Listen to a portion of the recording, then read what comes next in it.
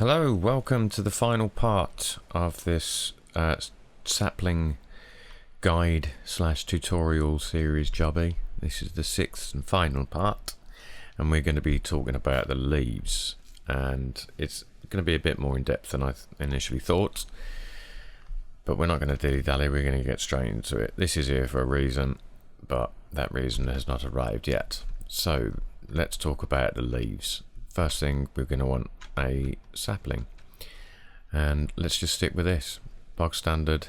I never remember the name of it, but for leaves I'm always going with as few branches as possible so that I can see real-time updates when I'm changing things with the leaves. I'll show you what I mean. So if I start with 10 of them, and I'm actually just going to stop those ends going down so much, so let's put that at 0. And down angle at 90. That'll do, much clearer. So branch splitting, there's only one tree I can think of where I've put leaves on the second level, and that's a monkey puzzle, which I didn't know was an incredibly rare tree, and I grew up next to one in King's Standing in Birmingham. Weird. So I'm going to go straight to level 3, and this is where I can see my leaves. I'm going to reduce the branches even further to 5. So what, as I say, when I'm building a tree, I'll start very small, very few everything, and then grow it from there once I'm happy with general shape. So with leaves, real low numbers. So let's go over to leaves.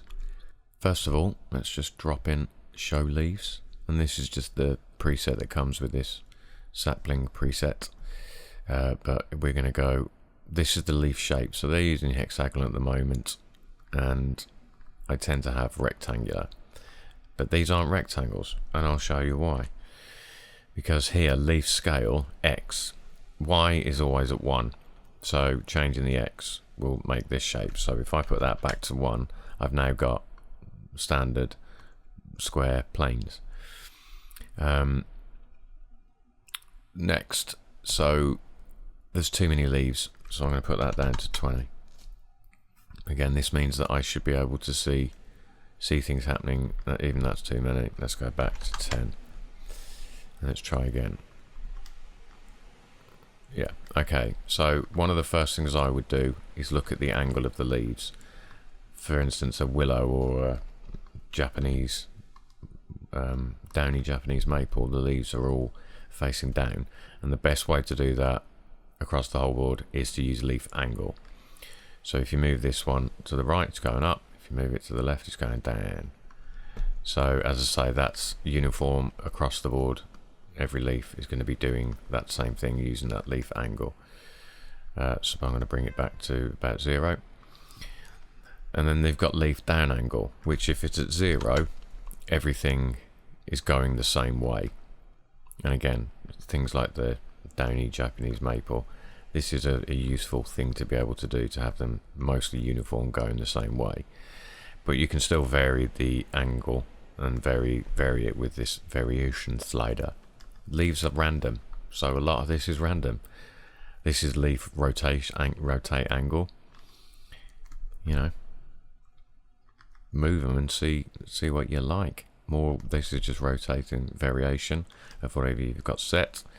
But yeah, play with those. I'm going to put that back to maybe 45. As I say, assuming you've got very few in the viewport, you'll be able to see these things change nicely. Let me talk about leaves actually. So what this is at the moment is it's adding 10 leaves to that's coming from the entire length of a twig or or in every segment. If you go into minus numbers or negative numbers, so let's put -5, what that does is it spreads 5 on the tip of every twig. As you see, there's no more twigs, no more leaves going down the twig. They're all bunching at the end, and the reason you might do that is if I put the leaf scale X to 0.2 and change this to hexagonal, it kind of looks like a maple leaf. And I'm controlling how many of the leaves. If I put this down to -10, I'm doubling the amount, you see. But again, they're at the tips of every branch. So if you wanted to fluff this out, you would have to either, under branch splitting, have a lot more branches or more segment splits, or curve resolution. So I would use this to just split the ends. There's probably enough branches, so if I put that at 10, see how long I have to wait. Not long. It's starting to fluff up, but I'd probably just add 20 branches as well. Let me see. So just a reminder, there's nothing along the length of the twig or the branch. They're bunching up at the end. You see. All right. Okay. So that's useful to know about the leaves. Leaf scale. That's everything. So if you put that up to 1, everything becomes 1.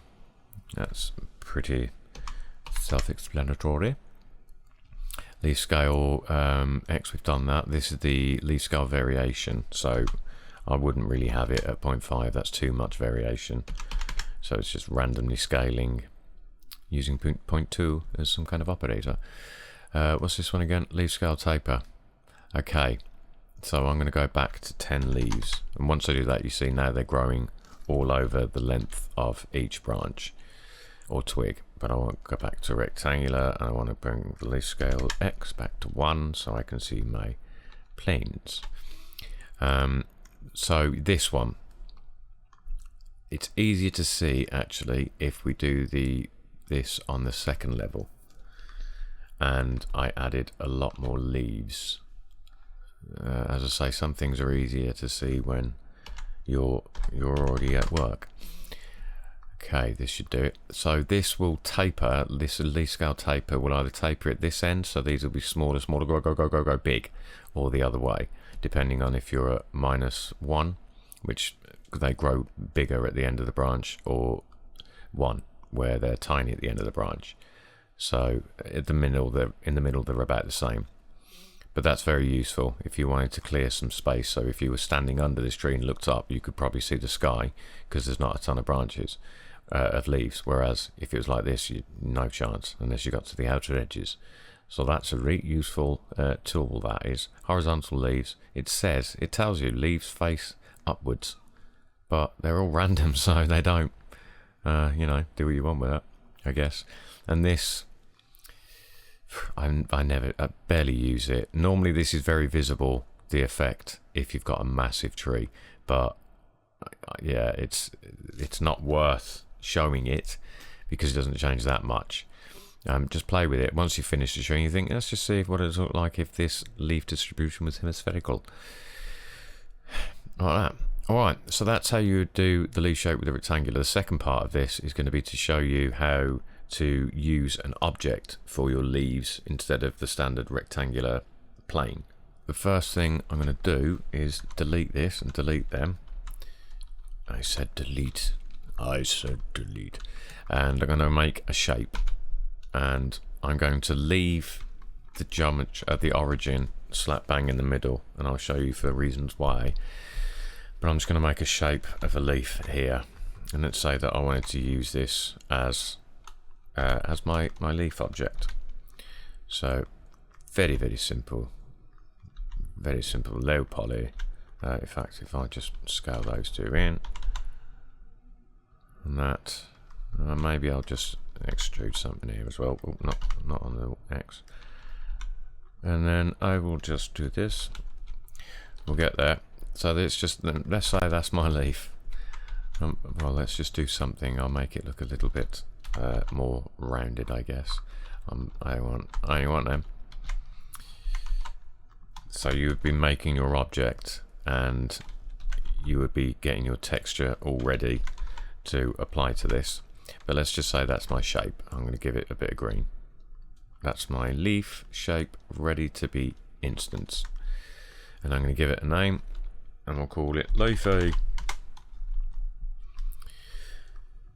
And what you'll see straight away, once I add this to a tree, we're just going to do with this one and just show, under leaf shape, you want to pick Duplifaces. That means we can use an object and we can point it to this, it will instance this object. And the underleaf object, I called it Leafy. And if I just put 10 and then show leaves, we are now using this object. But as you can see, because the origin's in the middle, all these branches are just piercing the heart of the leaf. I will explain this very annoying little thing in a moment. So what I want to do is I need to move this leaf so that it's not it's starting from here, not from there. And the origin, as you can see, is in the middle. So all I need to do is tab into edit mode, select all of it. If I move anything in edit mode, the origin is still the same. So, and you'll see the changes. You see that? So that's kind of what I want. But as you can see, they're not really starting at the end. So that's because the bit I've made as the twig needs to come up higher. So it's matching that origin. And now I can see that that's doing exactly what I want, which is the leaves coming off the stem and not being pierced. Okay, and the scale of this will affect the scale of those leaves. So while we're here, this is a very useful way to show you how to deal with this very frustrating problem that I cannot explain and I cannot remove, but I can work around.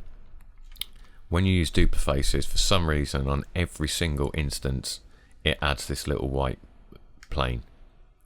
I can't fathom why, and even if you can't, unless you want to go through and selecting all of these individually to get rid of them and not the leaf, that's not going to happen. So the best way I've found to deal with this is make the leaf massive and then scale it down so that this is much smaller. So you'll notice if I select the leaf, tab into edit mode, and I scale it, I'm going to make it huge. If I'll do it here, I'm going to make it absolutely huge. That'll do, which obviously looks ridiculous. But when we make the next tree, which we're going to do that again, so sapling tree gen, and just show the leaves, we're going to put Duplifaces. The leaves are massive, but if we scale these down now to maybe 0.05, which is a much healthier thing, you can see that that little white strip, plain, pointless, annoying thing has scaled down so small that it can't be seen anymore. And it's not even selectable, so that's useful. So that's how you would put your own leaf object and get the origin in the right place. The second part of this, and then we're done, is how you would add things like buds and leaves and not leaves, berries and nuts and whatnot. So first I'm going to add a icosphere, give it one subdivision, that'll do. That is my bulb. I know that if I put that straight on the tree, it's going to be pierced by the end of the branch, which you might want, but I don't know. So here under Duplifaces again, leaf shape, Duplifaces, and now we're going to pick that icosphere, just one of them at the end of each branch, show leaves, and because there's a circle we can't really see those little planes. But now that's in the right place, I can edit this shape, because obviously I want a few little nuts. So whatever changes I make here are reflected on all the instances, which is really useful. So let's say I'm doing this, and obviously when I'm done with this I'd probably decimate it and reduce the amount of polys, give it a subsurface modifier. But that's how I would end up with my bulbs at the end of the branches. They're a bit big, so if I lower that. Now if I was to make the same tree again, just delete the tree, leave the bulbs, sapling, and then this time we will do rectangular leaves, and we'll use leafy, show leaves, Duplifaces, leafy, sorry. We're going to have to put the scale back down to 0.05, and there we go. Now we've got little flowery bits or bulby bits, and doing it that way, you know, doing the tree, adding the bulbs first, and then adding the tree leaves second. Just make sure whatever tree you put the bulbs on, all the settings are exactly the same when you remake that tree to put the leaves on, otherwise the bulbs won't match. So if you picked a random seed or anything, you'd need to make sure that when you do the next one for the leaves that it matches, otherwise the bulbs will be all over the place. Alright, that's pretty. Okay, I think that's it. Anything I've omitted? Oh, maybe I've omitted this. Under leaves, because they're instants, they will be attached to this. So if I move this, the leaves are moving. So it needs to be that you can't disconnect them. Not as far as I can tell. So what I do is go into the object properties, click on the leaves that you've instanced, object properties, instancing, and then turn them off in both render and viewport. They don't disappear in the viewport, but they do disappear in render. So if I was to render this now, that leaf is not visible. I can find it and just hide it in the viewport by pressing H. But this leaf that's being instant, whatever you're instancing, the bulb or the leaf, the original object has to be in render mode. You can turn that off and that off, but you can't turn that off or that off, because if I turn this off, leaves gone.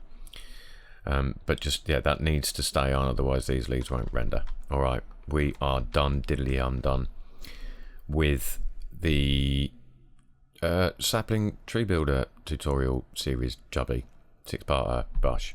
I hope you've enjoyed it. I hope you've learned a lot, and I hope you're going to enjoy making a bunch of trees, because it is really, really a lot of fun. All right, I've been Nick, you've been you. I'll see you in the next one. Bye.